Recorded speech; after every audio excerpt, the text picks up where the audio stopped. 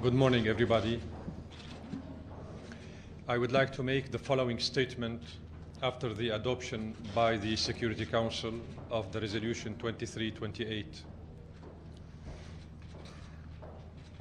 France and Britain's insistence on presenting and adopting such resolution is just another part of the continued propaganda against Syria and its fight against terrorism.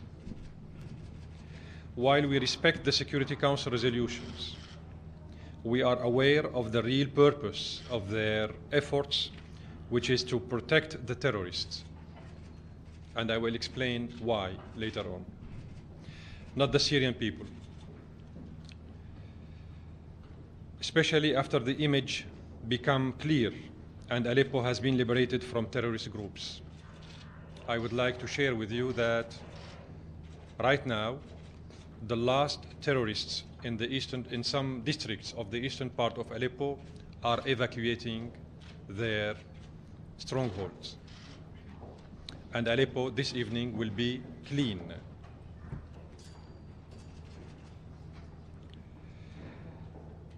The Syrian government does not oppose the adoption of any resolution that respects the international humanitarian law and the protection of civilians, or intends to provide civilians with medical and food assistance, or to protect medical and educational facilities.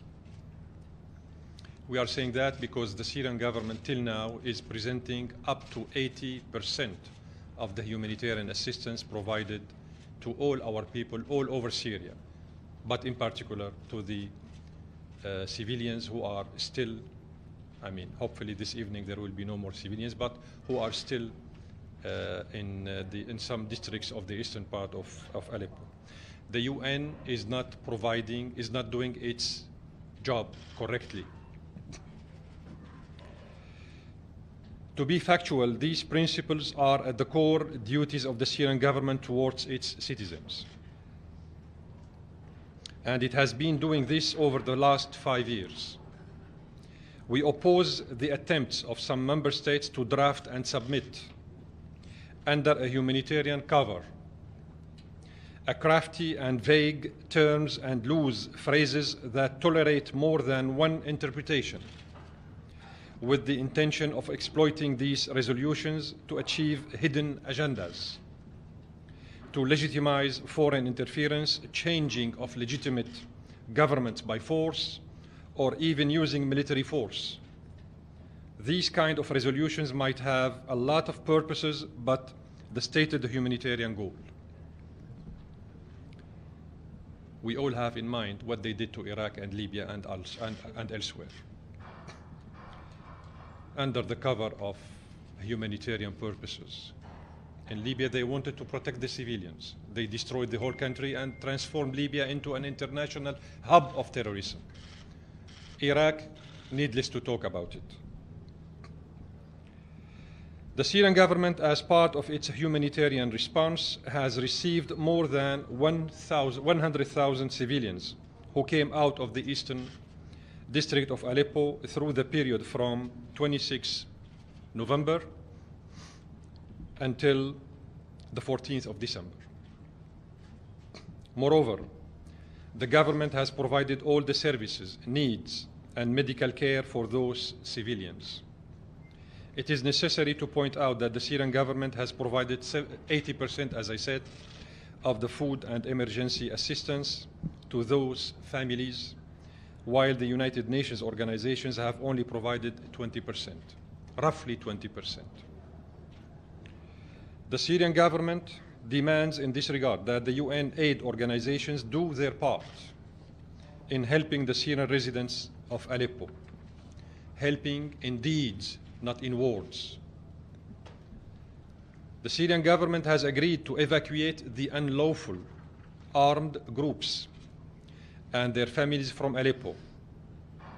Many people today of the so-called families of the terrorists left the buses transporting them to outside of Aleppo and joined the government's, the Syrian Arab Army, the Syrian Arab Republic Army and the government's areas under the control of the government. Many of their own families decided to leave the buses, and they left, and we have the images and the films and the YouTubes and the WhatsApp and whatever, which proves and corroborates what we are talking about.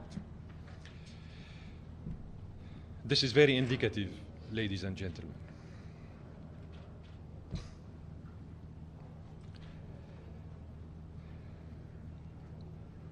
However, the armed terrorist groups repeatedly breached the terms of this agreement, like trying to take a number of prisoners and bodies of martyrs with them, or to carry their medium weapons. According to the agreement with them, the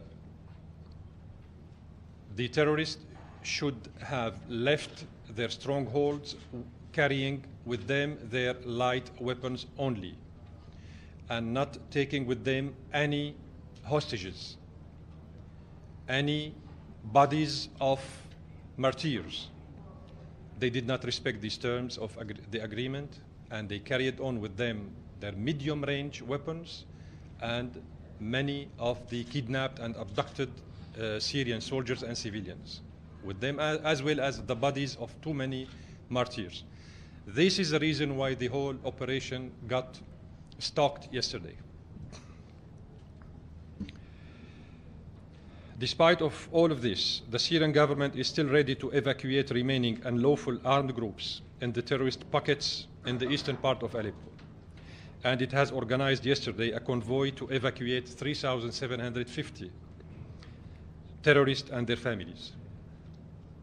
Unfortunately, some member states in the Security Council and the mainstream media continue to defend and support the genetically modified armed Syrian opposition, moderate by definition, while turning a blind eye to the crimes committed by them, such as burning the evacuation buses yesterday.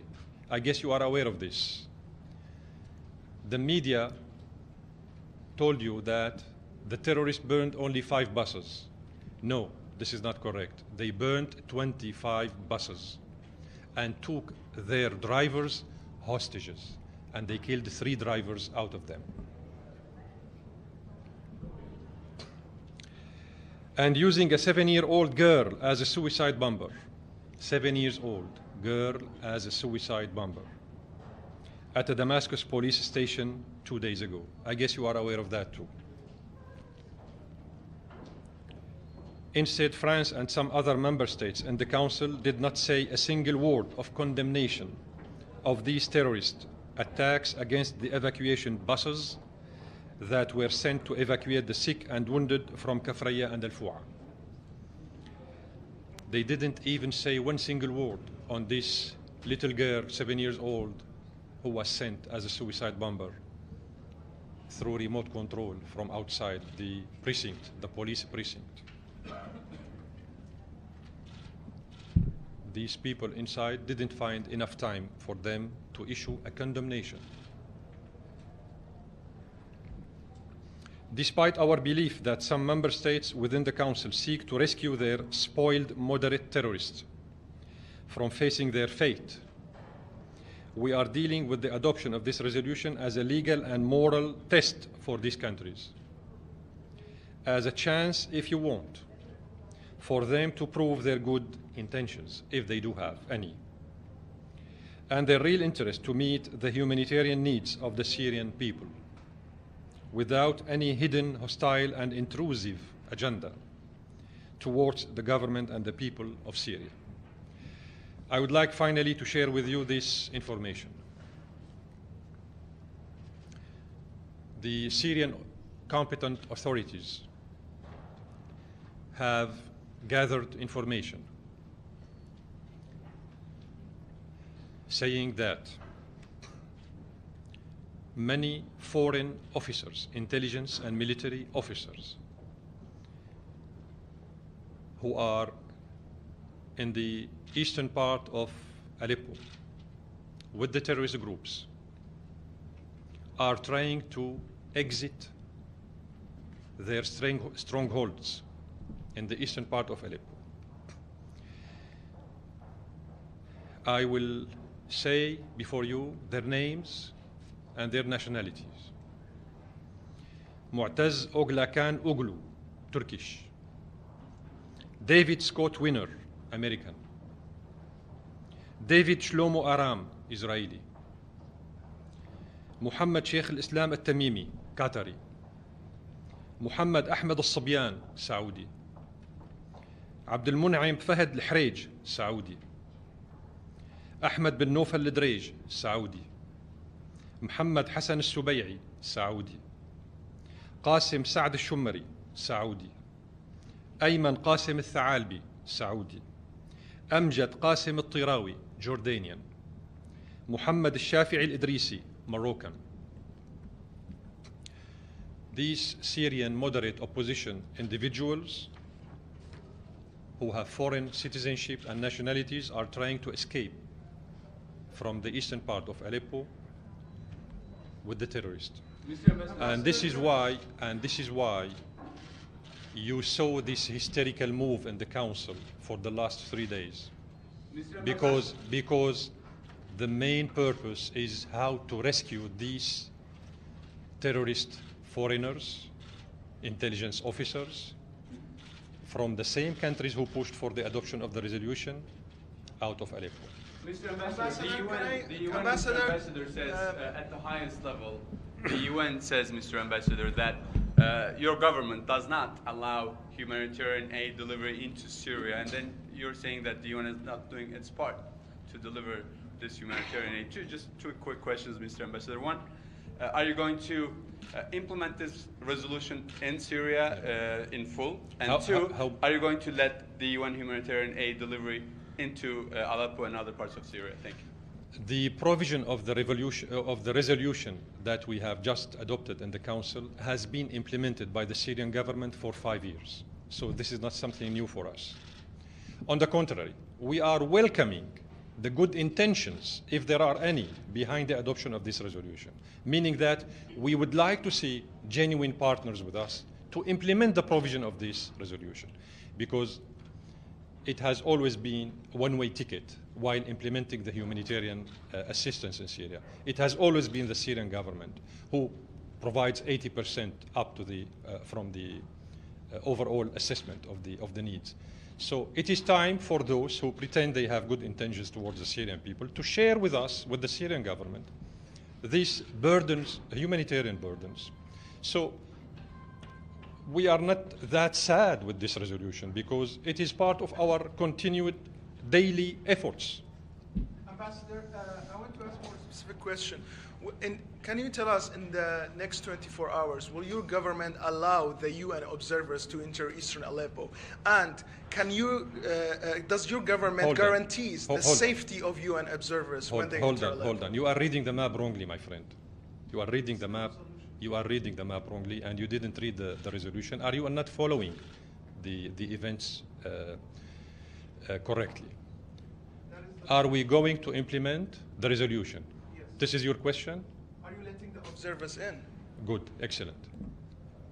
We are talking about observers who are still there on the spot. We are not talking about observers who will come from Mars or from Jupiter. The resolution talks about observers who are there. ICRC, Syrian Arab Red Crescent, OCHA, United Nations, all of them are there. Nobody else will come from outside of these people who are still there. So we are not talking about forming or establishing a new force coming from outside to replace those who are on the spot. The resolution speaks about the UN as well as RCRC and the Syrian Red Arab Crescent Association to supervise and monitor the implementation of the resolution. So they are there. They have been implementing the provision of the resolution for years. Does your government guarantee their safety, Ambassador? We have guaranteed the safety of the UN staffers for 6 years. 6 years, and none of the UN staffers got killed or wounded or abducted, just for your kind information. And we paid costly for that, because too many of our officers, our humanitarian workers, and our officers got killed because of that. What's the status of civilians in Fua and Kafraya, and who, according to your government, was responsible for the burning of the buses? Which groups? The group who burnt the buses is called Saraya al-Tawheed. Saraya al-Tawheed, which is part of Al-Qaeda and Jaysh al-Fatah, affiliated to the Turkish intelligence.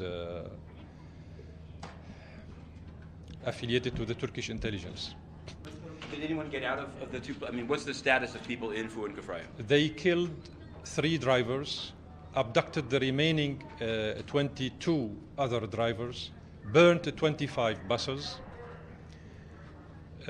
prevented, of course, the evacuation of the wounded people from Kafraya and Al-Fu'a. But today, we have succeeded evacuating hundreds of these wounded people from Kafraya and Al-Fu'a. Mr. Ambassador, You mentioned these names and their nationalities. What are you planning to do with them? Are you going to let them go out? Are you going to arrest them? Because you have all the information, obviously, and you control the area on the ground. So what We are going to catch them, my friend, and show them to you. You mean only them or them and other fighters? Them? No, I'm talking about the foreigners, intelligence officers, whose name I have mentioned a few minutes ago. You wanted to see them? We will show them to you. Mr. Ambassador, a lot of buses that were You asked- supposedly burned in eastern Aleppo were It's burned. not supposedly. Haven't you seen the pictures? No, I'm supposedly.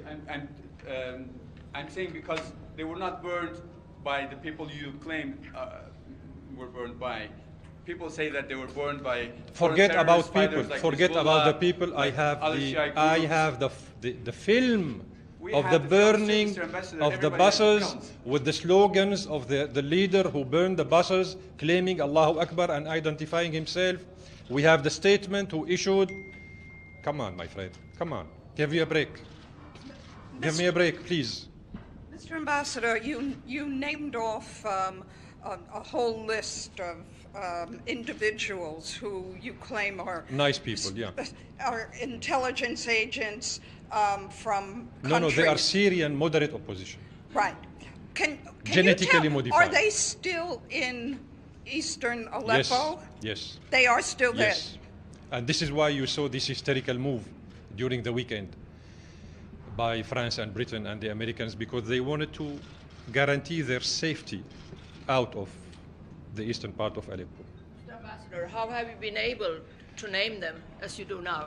We don't have strong intelligence services. Thank you so much.